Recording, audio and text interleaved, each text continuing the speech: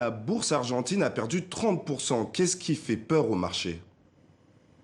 Oui, alors le candidat de la coalition de centre-gauche, Alberto Fernandez, arrivé en tête des primaires, ne se présente pas comme l'ami des marchés, hein, contrairement au président Mauricio Macri. Alberto Fernandez critique l'économie spéculative. Récemment, certaines de ses déclarations ont fait polémique. Il a affirmé qu'il souhaitait arrêter de payer les taux d'intérêt de certains bons bancaires pour financer les retraites. Il a aussi déclaré que le prêt contracté auprès du Fonds monétaire international était intenable en raison des politiques d'austérité qu'il implique notamment.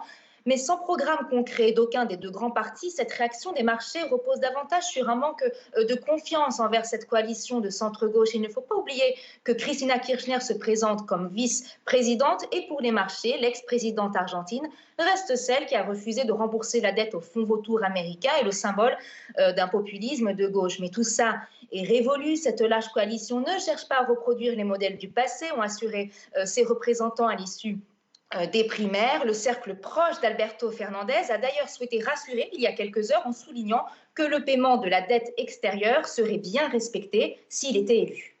Mais comment peut-on expliquer cette défaite de Mauricio Macri?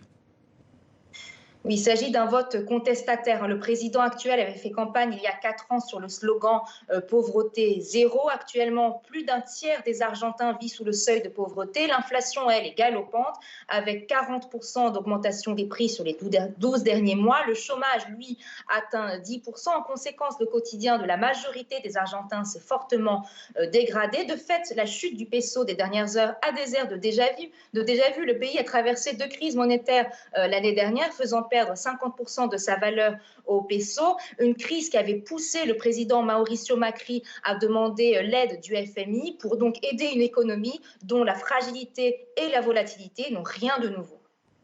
Merci.